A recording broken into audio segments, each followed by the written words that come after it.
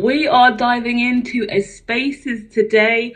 I felt like it was absolutely worth addressing dreams, clairvoyance, lucidity, and consciousness. The main talking points are the light and dark hemispheres of consciousness, the power of inner knowing, distortion and corruption within the mind. The mental health continuum itself we'll touch on a little bit, including well-being, skeptics, paranormal psychology, psychics versus psychosis as well, the yin and yang of that, the polarity of that, propaganda within the mind. What is propaganda? Moreover, what is propaganda within the mind? The locus of control comes up in conversation here, which is the internal and external perception of what is real versus illusion, right? That calls on confirmation bias. We'll touch on that a little bit as well. Not only that, the truest compass of sight, I thought was a nice phrase to use in relation to propaganda within the mind, because you can be stirred left and right between a skeptic and a believer on your side. But the truest compass is you and your ability to discern between the locus of control, what you are or are not receiving in the now moment through your psyche, okay?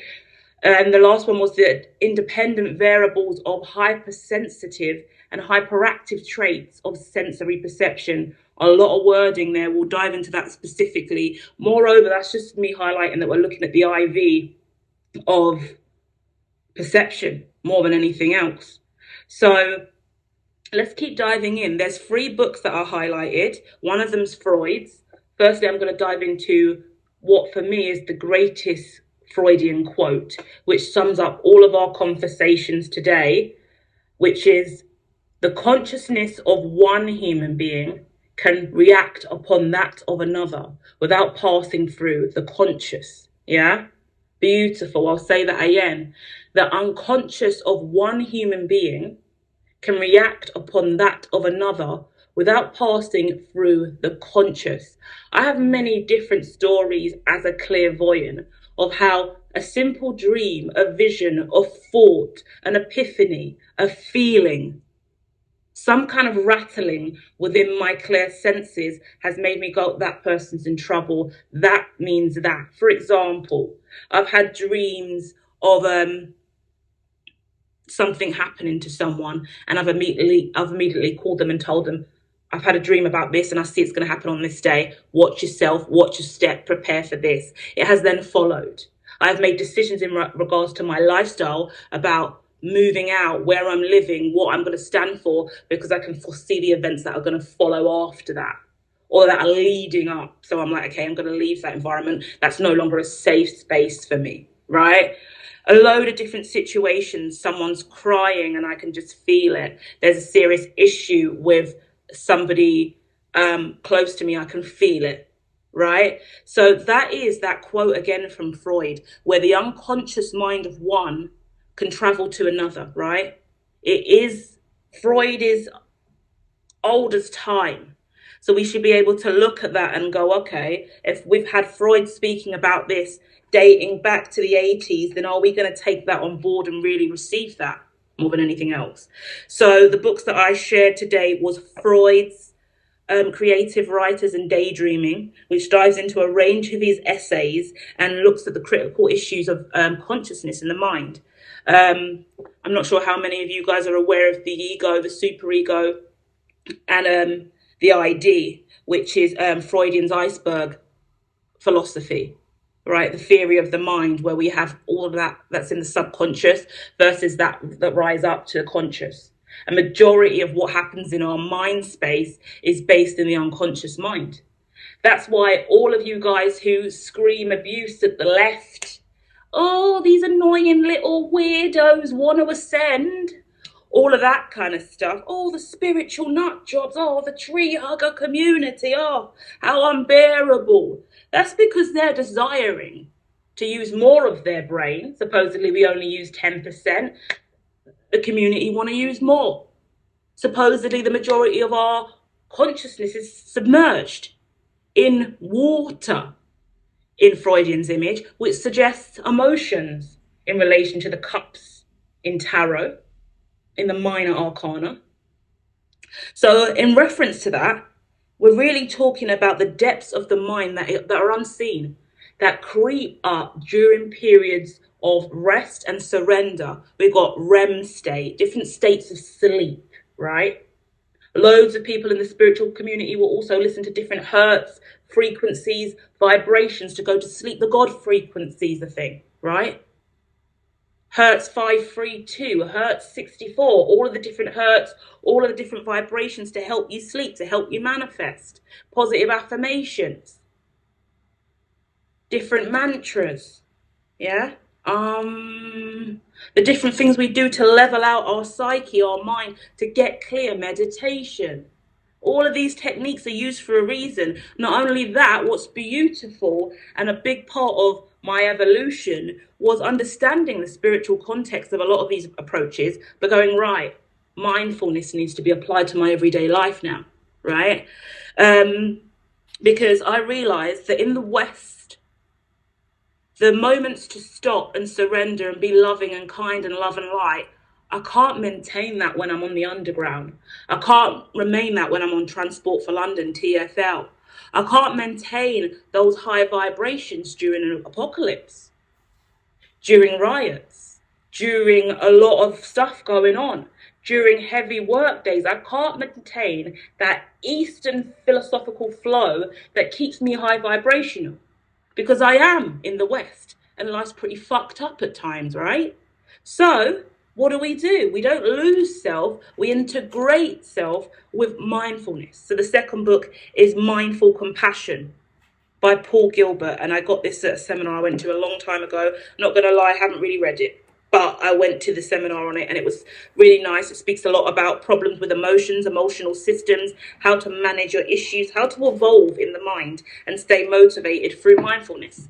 Done a lot of mindfulness studies since 2016, loads of it. So I've assessed every mindfulness technique possible and I've integrated that into me a lot. So I feel like if anyone comes at me and has views that are like, well, actually, as a guru, as a spiritual being, you should behave this way. Look at the spiritual people in current day. They don't behave like you, Miss Allen. Yeah, they don't.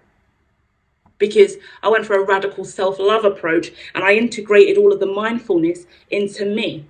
So I haven't got to say, hello, how are you? Are you okay? I could say, go fuck yourself. And it means the same thing because I'm grounded internally.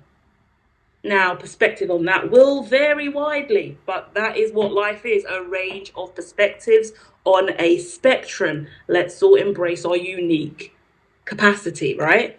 Book 3, Edgar Cayce. I always say his name wrong, but we can only hope that's correct today. The world's greatest psychic. I have his memoirs and a range of his works and teachings, and he provides true life examples of dream interpretation and how to make it work for you. What's so beautiful about what I refer to as the passed on legends, great people like Edgar, is really the fact that they log a lot of their life. Same with Carl Jung. I love Carl Jung with all my heart. I love Jungian philosophy. I love Freudian philosophy. And I love Edgar as well. Because what they all do and what they've taught me to do and what hopefully a lot of you guys will understand and interpret is it's about logging your life, logging your own consciousness. No one can tell you how you work but you. We're going to touch on the DSM-5. We're going to touch on the skeptics. We're going to touch on well-being and the mental health continuum. But all of those beautiful things really stem from, I know who I am. I know where I stand. I know why I think what I think. I know why I see what I see. I know why I dream what I dream. Why this is an important conversation today and why I'm bringing it up is because this year specifically has been a year of a lot of dreams for me. 2022, I would say the year of nightmares, constant nightmares I was having all the time. Before, this was me diving into the quantum mechanics, really starting to understand physics a lot more, getting energy, nuclear, real different nodes and perceptions of a range of disciplines that aligned to the universal law that I was studying at the time. But my brain couldn't comprehend it, and the inferences from other relationships, family members, and the skeptics from throughout history that had ever doubted my abilities were really wavering a internal war on my psyche. And I didn't know how to push through. I didn't know how to believe in me. And I keep believing on everyone else externally out of me to affirm me. No one could affirm me, for no one has my brain and my consciousness. So it left me to deny a lot of my important philosophies at a period of time and fall into weakness. Why this is significant is because a while back this year in Q2, I had a really awful week of nightmares and visions. Awful clashing in the mind. This is where all the trauma and repressed memories started to resurface. And during that window of time, I really tried to reach out to family, get some solace, get a support system around me. I was insecure, overwhelmed. The brain was working. This was during the fry brain period of time. My brain was frying from formula. I'd never been so far into warp formula and theory before. I've never experienced studying the disciplines I was studying to the degree at which I was, with no backup and no second or anyone to go, all right, rein it in, calm it down, that's right, that's proven, pause that, pin that on the wall, save that formula, delete that one, slow your brain down, meditate, rest. I couldn't see it. When you're in the cycle, and we can talk about psychosis here versus the psychic, when you're in the cycle and that formula's running through your fucking brain, you're not seeing anything else. There is no time. Especially when you're in a warp ideology as well. We'll talk more about what that actually means. But you're warping, in my opinion, through a range of formula, mechanics. How the fuck are you going to slow down? You're in motion now. We are literally flashing the speed force. Where am I getting off? Yeah? Imagine for the first time ever when Flash ran. Didn't know he could run that fast. Shit. What the fuck? Brain's fucked. No one outside of you externally understands. You can't go around telling everyone suddenly you're Flash now. The moment you try to tell someone you ran that fast, fuck, it's a problem, right? So it's understanding the psyche and how to manage all of that perception. And that's kind of what I had to go through.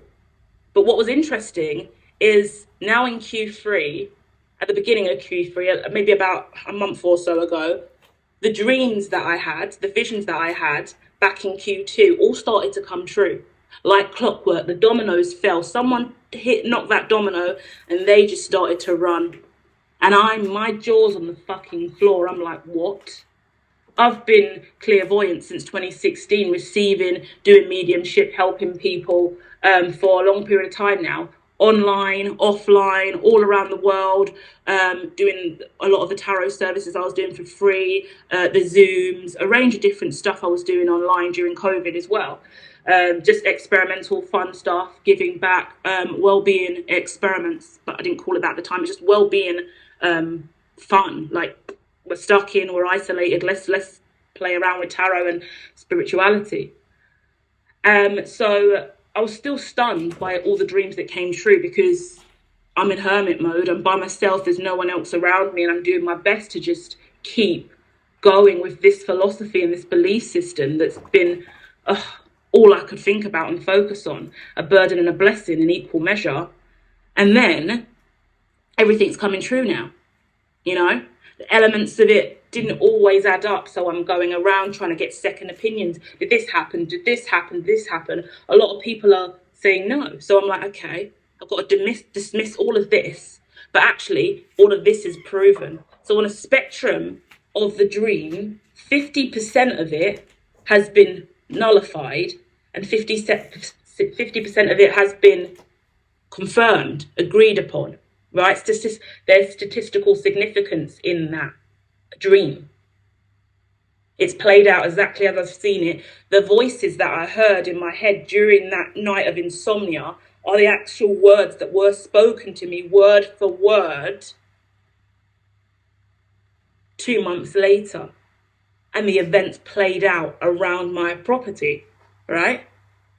So imagine that. I'm crazy, I'm going insane. Why am I hearing this in my head? No, I can't sleep, I can't sleep. I'm hearing this, I'm hearing this, I'm hearing all of this in my head.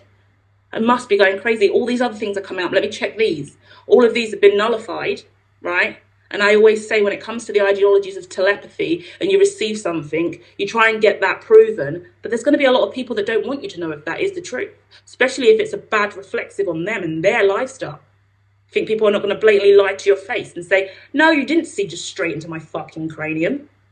Who's going to want to know that? But either way, we take what we receive. We get no validation from that standpoint.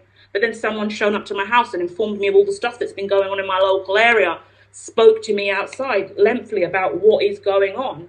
Oh, doesn't his word for word verbatim speech absolutely coincide with the dream I had 2 months ago, that insomnia night? Yeah, it does. So there's stuff going on in the psyche that is running straight into past, present, and future, straight out energetically, energy, frequency, vibration. So it's worth understanding that. So the light and dark hemispheres of consciousness refer to the psyche. We always talk about left brain, right brain, the logical brain, the creative brain, different states of sleep. I always talk about the sweet spot when you wake up in the morning. This is where my clairvoyance really tapped in, and where I really started to realize how I worked was when you wake up in the morning.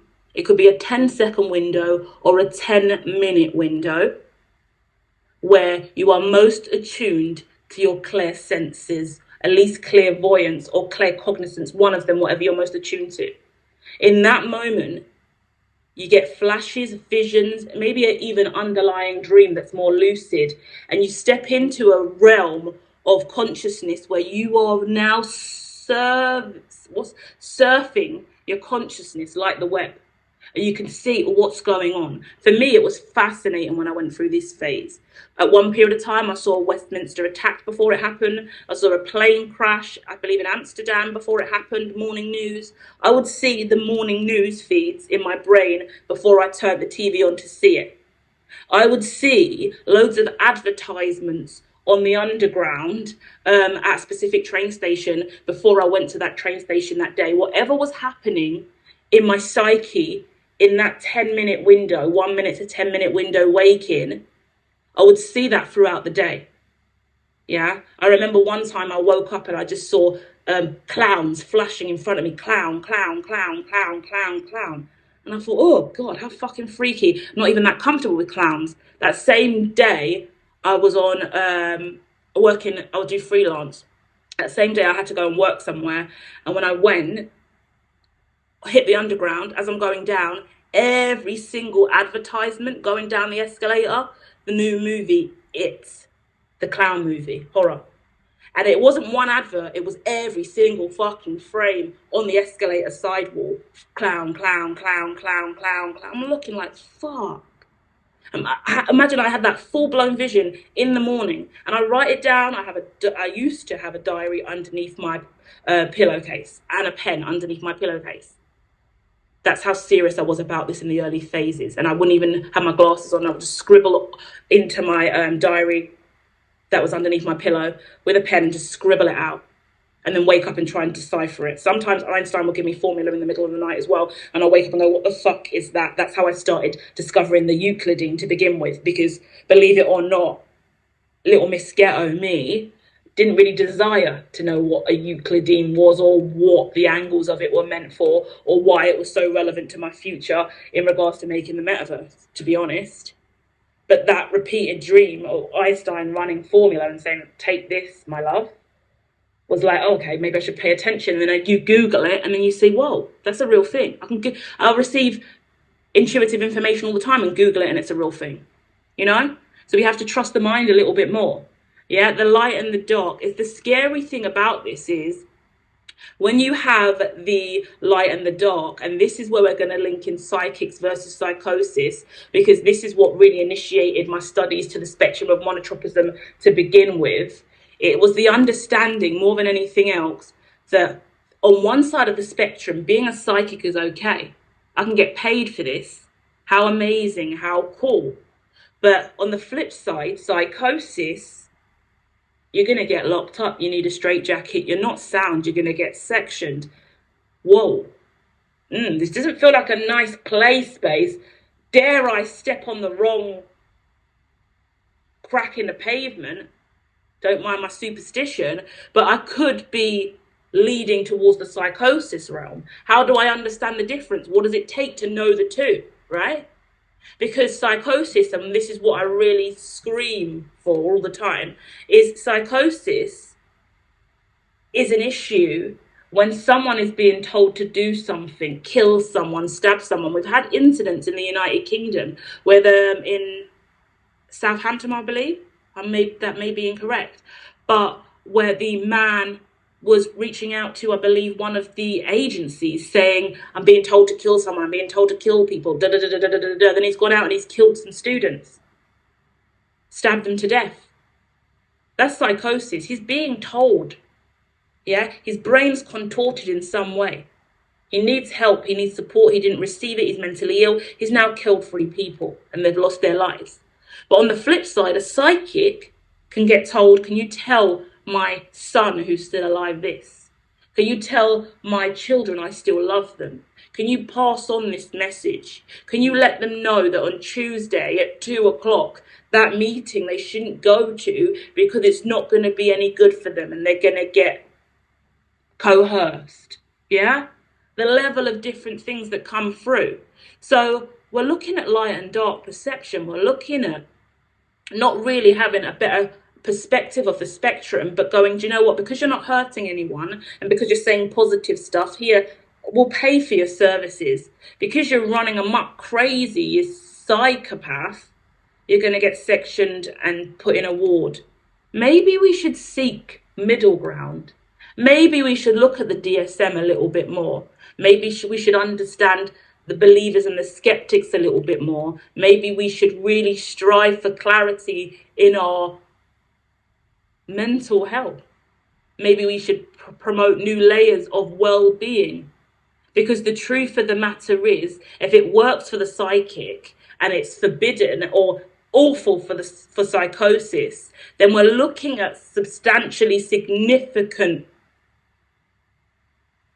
concepts within the mind, within consciousness, that is unexplored. Why is this so significant, hermitologist? How are you so comfortable and confident to address this hiccup in society?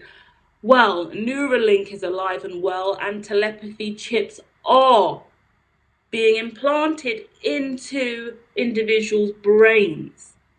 This is a massive move for society, the evolution of technology. It is helping. The first patient is playing Mario Kart. I mean, I'm jealous. Obviously, I'm irritated. I'm offended. I'm upset because Mario Kart is my favourite game of all time. And the thought that someone could be playing Rainbow Road with their mind alone is just not fair, you know?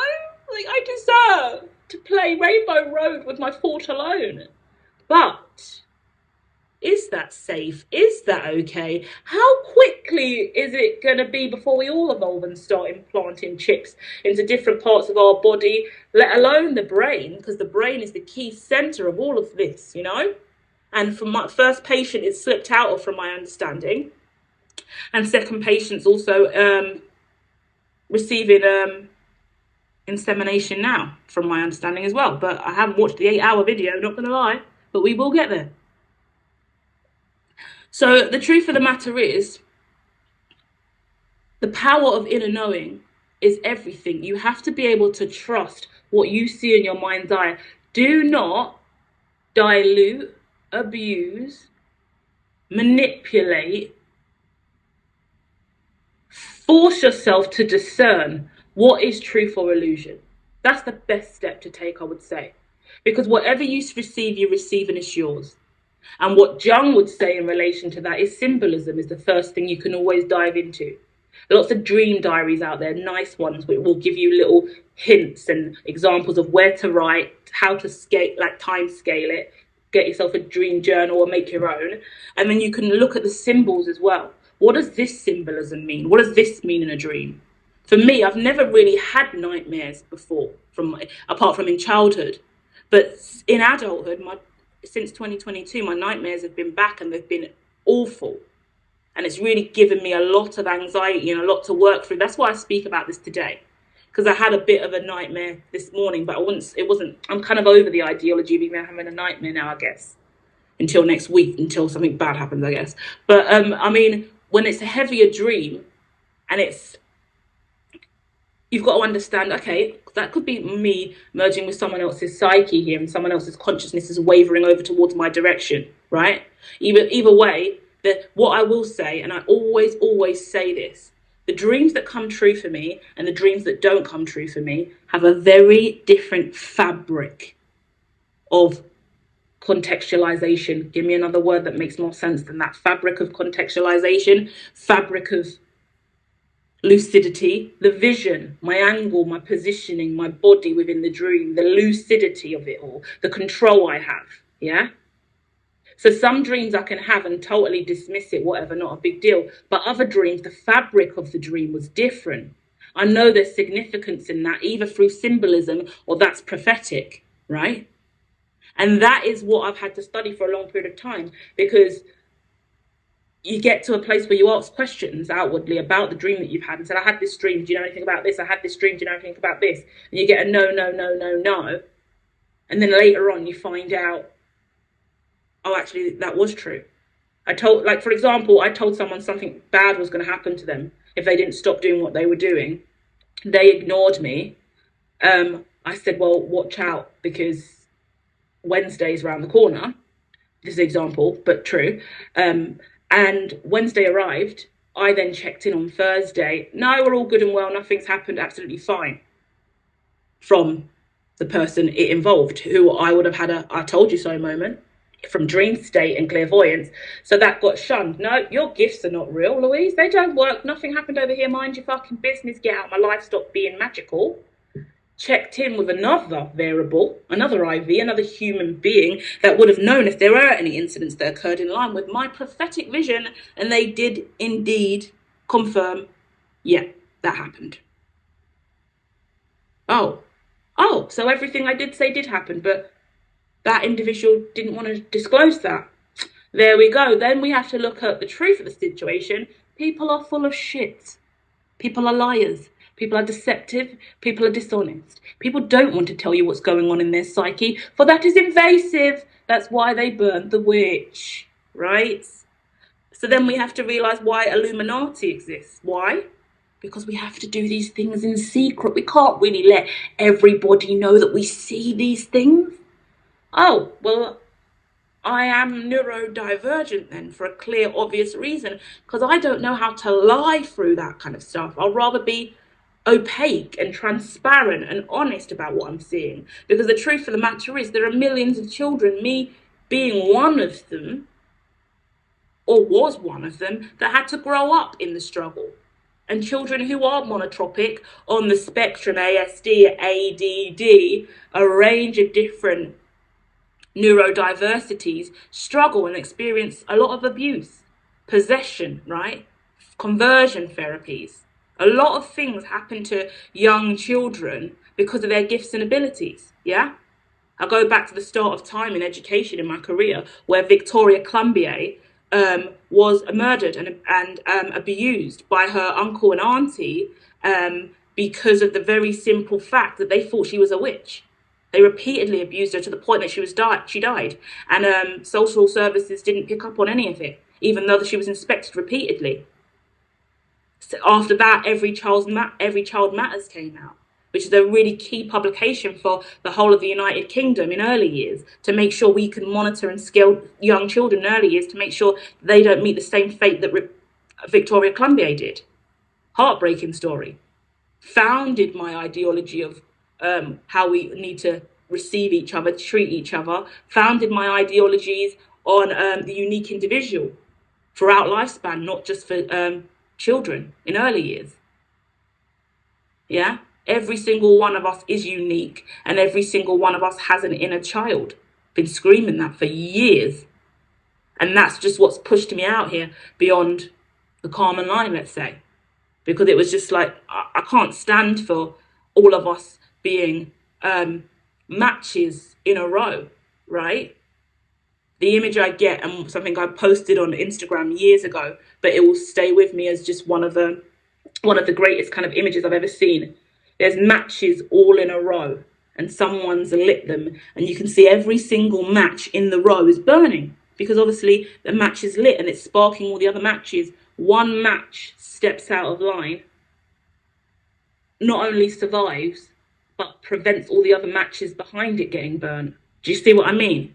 So, in most institutions, in most societies, in most realms in the world, don't step out of line. Step in line and fucking stay there. That's where you belong, right? How dare Edward Snowden step out of line?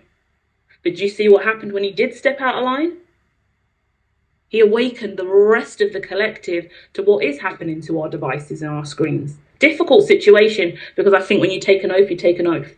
And initially I used to scream, Snowden, Snowden, Snowden. What a hero. What a hero. But as I evolved and I built Hermitology Limited, I went, whoa, hold on. Wait a minute. You took an oath, right? Because I don't need anyone in my corporation fucking me over like that. Not that I'm going to do anything to that corruption degree, but if you take an oath in the corporation, you stand with that corporation.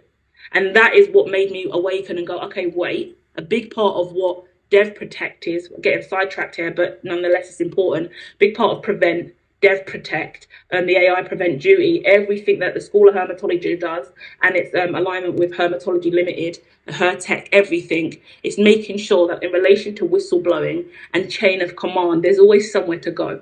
Because the truth of the matter is, if Edward Snowden was properly protected, he wouldn't have had to go to the Guardian and the press. That's my only issue, because that's press and that's external. But did he have a right to reveal that? Yeah. Should that have come out? Yeah. Did he take an oath? Yeah. But there's got to be clause in these kind of oaths, right? It's all about putting it in documentation and putting it in bills. Yeah. Like, you don't hear how many times you lot at it, pin it, post it, you lot, the millions that are watching clearly, because I can see all of you in the chat here. Keep talking, thanks guys. But seriously, how many of you guys have ever heard Warren Buffett bitch about compliance and bitch about things not working out in his regime or with government or the structure? Yeah, real winners, real people in power. You don't bitch about the alignment to government and what is or isn't working. You fought compliance into your own systems, right? You create your own business, you create your own structure, because you understand the compliance yourself before you throw yourself into the bull pit, right? And actually, so realistically, what should have been available to Edward Snowden in this example is, okay, I see an issue in my agreement to work here, because if there's something really bad going on and you are a corrupt institution, where do I go? Where's the next protocol? Externally, there's got to be better external whistleblowing procedures, yeah? Anonymous procedures that are going to go to an independent governing body that is protective of you and will be investigated. Once again, corruption all over the gaff. We can't deny that. We've seen two devas, one deva pass away, another deva's still missing. This is devastating in relation to AI and the things that they're working on, right? So it's about understanding the psyche, the mind, yeah? Because we're speaking about distortion and corruption within the mind. Imagine what Edward Snowden went through.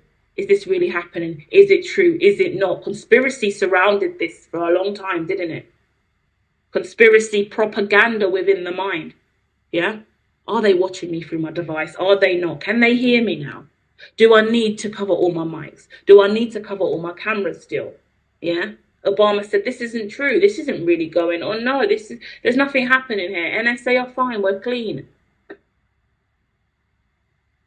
So when we talk about the distortion and the corruption within the mind and the propaganda within the mind, let's go back to what I said earlier about the individual who refused to tell the truth about the prophecy that I had. No one else is going to validate what you see in your mind's eye or what you believe to be vision, illusion, truth, distortion, corruption, or propaganda. No one's going to feed you the answers.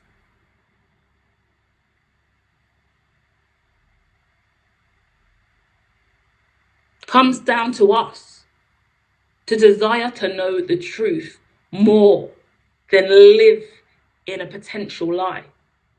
And not a lot of people are willing to do that work and dive in deep enough to discover truth, your truth, the unique truth, the truest compass of sight, which I writ here. Because we all have sight and we all have vision and we all have clairsenses. We all have a yin and yang in regards to belief system, positive and negative, ideologies of what's going on in our reality, internally and externally. We're all skeptics of something and we're all believers of something. Because there's always a manual, the DSM-5, that sets the code and standard for how we should function. So when we exist outside of that standardized functioning, whoa, are we wrong or right for that? Should we be sectioned for that? Right? Do we need therapy for that? Yeah? So what I will say as well on that note, be aware that no one around you can tell you what's right or wrong. Yeah? If I listen to everyone around me, less experienced in psychoanalytics, zero experience in psychoanalytics. You ever heard someone tell you to go to therapy, but they've never had therapy before? Yeah, you're a therapy pro. Yeah, you should be getting awards from your therapist at this point, the amount of therapy you've had. They've never had therapy, but they're encouraging you to go to therapy. They're questioning your mental health, but they don't even know what the mental health continuum is. You ever had anyone like that in your reality? Have you ever let anyone from that reality manage your mental health and emotional well-being? You ever leaned on an individual like that for support? Poor you, silly you. Because you can't expect someone with no experience of therapy, don't even know what psychoanalytics are, can't even spell psychology, don't know what development psychology is, never studied consciousness, don't understand light or dark, ain't aware of clairvoyance, lucidity, dreams, or consciousness, dictate to you how you should live your life consciously. Yeah? And that the biggest breakthrough for me to date in my life at the age of 35 is going, shut the fuck up, everyone. Everyone else who isn't me, shut the fuck up. No, and I never said it in that way. Maybe they received it in that way, who knows? For Freud did say the unconscious of one human being can react upon that of another without passing through the conscious. So as I said, okay, thank you very much, namaste, good day, wrapped in that was shut the fuck up. You don't know shit. Adios, amigo. Suck a dick. Right? Nicer ways to say it, but the same premise. Because you need to go to someone with that expertise, with that qualification, with that experience. No one needs qualifications. Life experience is more than enough. Unique skill sets are more than enough. But you go to someone who tells you to have therapy, but they've never had therapy. Tells you, oh, I think your mental health's off, but can't spell mental health continuum, don't know well-being, don't go there, don't know mindfulness, don't know dream state. If they don't know, why are you looking to them? And that, I don't know who else went through that, but I went through that for about 2 years. 2 years I wasted. Well, it wasn't wasted because every experience within the psyche is powerful in your evolution. But when I look back, I'm like, what were you thinking? To ask that person or that person or that person or that person, have they done the years of study that you've done? How did you allow that to become a thing? Oh, but their family and their friends. Okay, that's cute and all, but they don't qualify for this kind of conversation. Do they study nuclear physics? Do they understand all of the things and disciplines that you've been diving into? No. Start communicating with those that know, or start giving yourself the validity that you need from the research that you're doing, right? We've got to be stronger as independent researchers and divine beings. And now that divination is out of the box, at least over here at Hermitology, because we're not going to hide away from paranormal activity, parapsychology, actually the discipline, or anything spiritual, possession as well. Possession is a big thing over the next decade, and dreams as well, because now we've got AI, the way our dreams and the way our synapses are working, the way that our neurotransmitters are transmitting, the functioning of the brain is shifting because of the HD resolution, the evolution of AI, our technology. So why I'm bringing this here today and why it's significant really is because the scopes of mindfulness that we've been looking at over the last decade, really dedicated to mindfulness over the last decade, is now shifting directly into the tech space through the Apple Vision Pro, through the Ray-Bans, through MetaQuest, through the metaverse, through all these different technologies, through AMR, VR, right? All of these different stuff, AI, the evolution of all of this stuff is really doing stuff to the brain. Bear in mind, we've got the richest man in the world over here. Clearly, he's got the fucking memo too, because now he's putting chips in brains and assessing the functionality of that. That's important for mankind. 10 years from now, you think we're not going to evolve that ideology and put it in anyone else who wants it? Duh. Come on, guys, stay awake. We're evolving. Yeah? So we talk about these things in relation to transhumanist as well. We're shifting in consciousness. So it's important for us to really start looking at our minds, seeing how it works, sharing our experiences. Your visions, your dreams, your belief systems, they're all valid. So they need time to be seen and heard. So give yourself the opportunity to own that feeling, a surrender to the weird, wacky, crazy, psycho shit that happens, yeah? Provided that you are okay and you're not going to harm anyone else and you're not doing anything illegal, it's absolutely fine for you to let your brain fly. Let your crazies out, preferably in your own home, not around anyone who doesn't want to see or receive it. Feel free to be like me and use Twitter to run out independently on your own the experiences that you're having. Because actually me having a hermit occasion, being by myself and speaking through X like this, it provides clarity in my mind. It gives me what I like to call a soapbox, right? Feel like I'm in Hyde Park, standing in speaker's corner, just speaking my truth, saying what I need to say. Because actually you reach a point in your life, at least for me now, is I don't need an audience. I don't need to validate anybody else. That radical self-love in me just goes, speak it into existence. Speak it into existence. Speak for yourself. Because at least your own voice and your alignment to your throat chakra is going to raise your vibration high enough. Because hearing yourself out loud, speaking on what you stand for, should be more than enough. The power is in the vocal cords. The power is in your speech. The power is in letting those thoughts that are in your mind nourish your root chakra and your sacral chakra, your solar plexus chakra, your heart chakra, rise up to your throat and come out. Because what happens after you speak up clearly? Your third eye is activated and then it hits your crown. And there you are, wholesome and renewed, the truest vessel. Yeah? That truest compass of sight is aligned. You're allowed to be you, right? Because you've accepted your left and your dark. You push through the fear barriers. You've let your chakras align. Speak it out into existence. Healing is in the speaking. So when I speak about trauma dumping and throwing your stuff onto other people and being too much for the rest of the world when you speak on heavy topics, sorry, I don't care. Oh, you don't want to hear me talk about this stuff. This is a burden for you. Oh, okay, well, leave then. Move out of the way because I'm going to keep talking. Because actually this is liberation for my soul. This is how I evolve. I'm ascending now.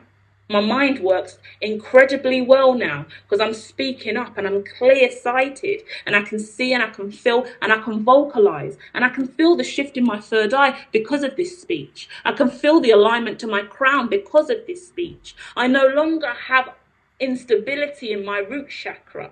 My sacral chakra is not aching anymore. My solar plexus is alive. My heart chakra is at one. For I am speaking and nourishing my true side. This is my compass to success. I cannot let you take that away from me because I am fearful of what may come out of my mouth and may contradict the status quo of humanity.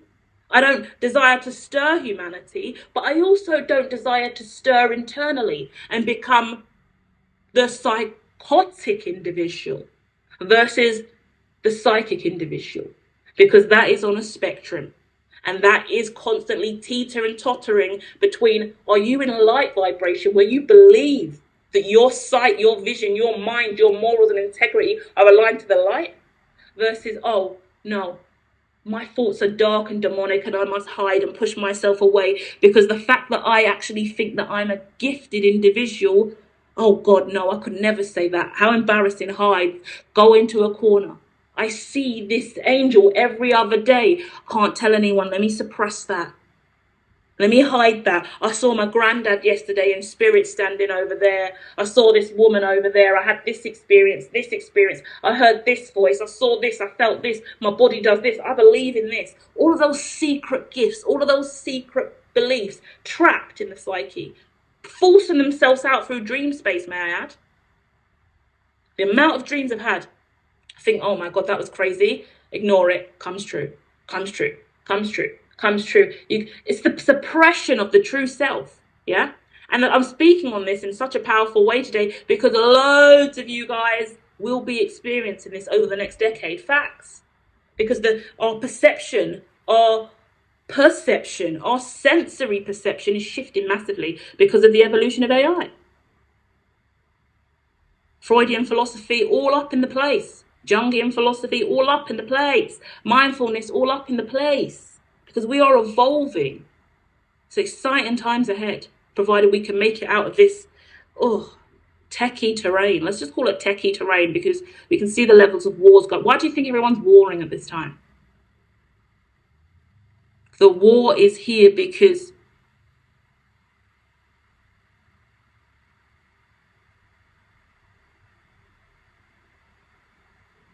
the division between the light and dark plays out in every sense of the word. Let's just leave it at that, right? For there are hemispheres in the brain, right? But there are hemispheres of Earth. There are hemispheres all over the solar system. And there you go. That's the molecular within itself. That's universal law within itself. All things have hemispheres. And depending on whether or not that is a positive self-belief or a lack of self-belief, clear sight, positive perception or distortion or corruption, the mental health continuum that slides left and right between mental health in a functional, positive way, where you're complying with society's regulations versus you becoming withdrawn, deluded about your reality, which is the psychic versus psychosis of the situation in polarity from the far left to the far right of the situation, which then stems up all of these ideologies of conspiracy, propaganda, what is truth and what is illusion, where you're forced to make a decision based on your locus of control. Do you believe in something outward of you? Do you believe in something externally that is governing your life? Or do you believe in something internally that is governing in your life? What do you believe in more, the internal or the external? Most of us need the external, yeah? I would say 90% of the population are driven by external validation, gratification, validity. You need validity in all things. Validity and reliability are very important in research.